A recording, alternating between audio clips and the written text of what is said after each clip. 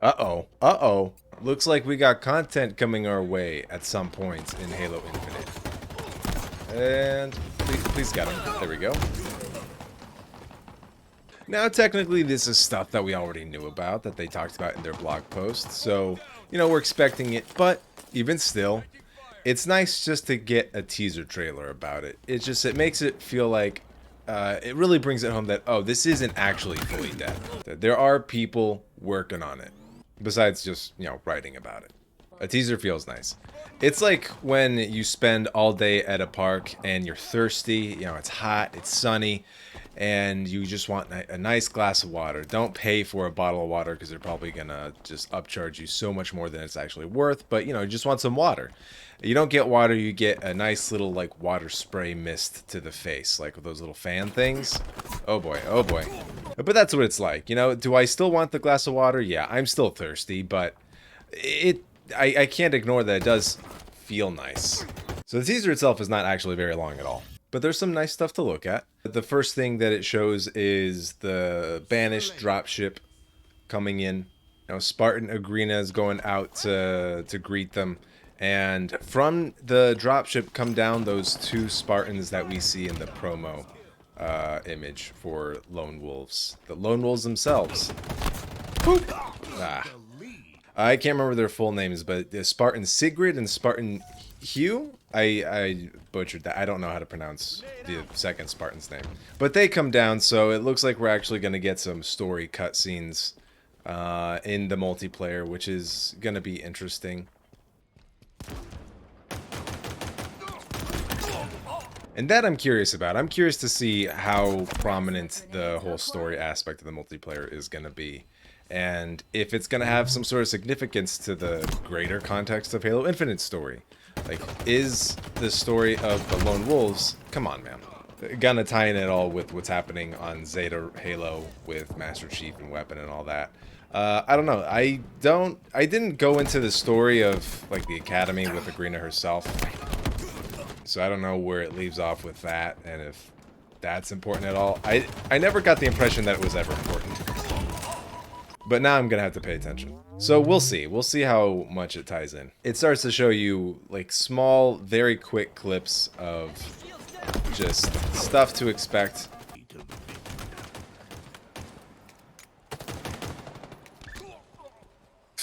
Okay.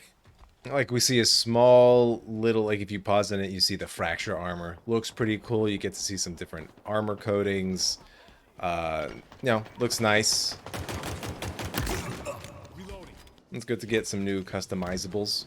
The Lone Wolf armor, of course, looks fantastic. And I'm actually really happy about that because this is the first time, I think since Reach, that the Halo armor, the Mjolnir Spartan armor. Oh, no. Oh, there we go. Anyway, what I was saying is that the Spartan armor is finally gonna look great after, not look great, but just like a meaningful step forward in like how it can look, that how much different it can look while still retaining the identity of Halo, than Master Chief. So Spartan can look like this, like Spartan Sigrid, and not kind of look like Master Chief. I enjoy that. So like the last time that we had that meaningful step forward in Spartan armor in looks, in my opinion, was Halo Reach with Noble Team, because you got to see how different and how like each armor kind of encases their personalities a little bit and their specialties.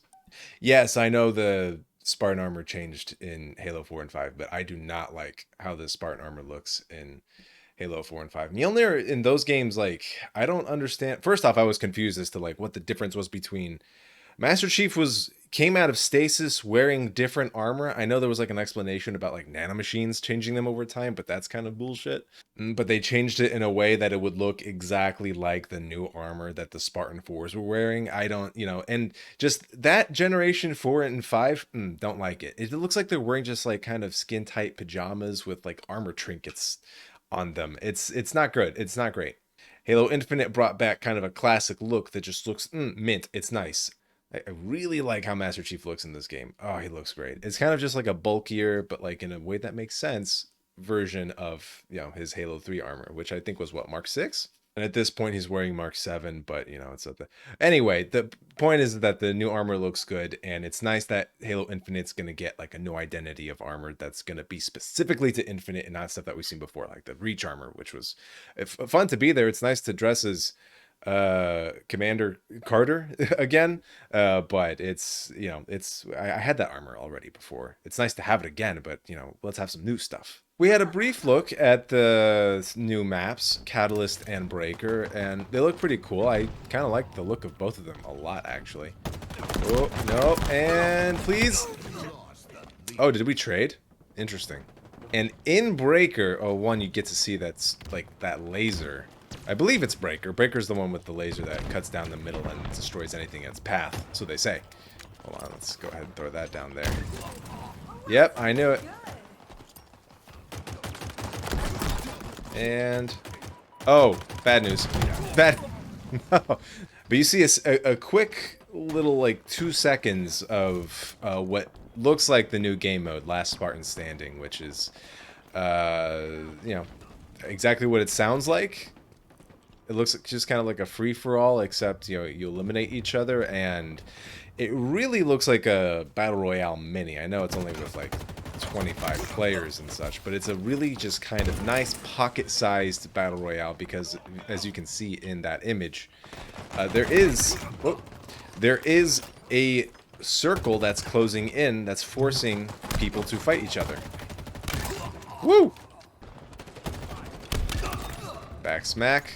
So that'll be fun. I think that's actually going to be a nice change of pace to the other game modes. The cover art looks sick. I really like... Again, this kind of just... Really? Okay. Kind of just goes back to the Lone Wolf armor looking as cool as it is. It's some of the coolest looking armor that we've had so far in the Halo franchise. In my opinion, it looks goddamn cool. And that's basically it. That's everything that was in the teaser, and there's a good chance that that is basically... Oh. That's basically it, probably, for the entirety of Season 2. Now, I really hope that Season 2 is only 3 months long as opposed to the dreadful 6 dry months that we've had. To me, that's fine. Like, that's enough. There's enough there for me to keep playing. Like, I'm still playing the game right now because I think the game is just that fun. Hold on. Uh-oh. So I'm going to keep playing it. That's my decision. I really enjoy this game, but yeah, this needs a little bit more.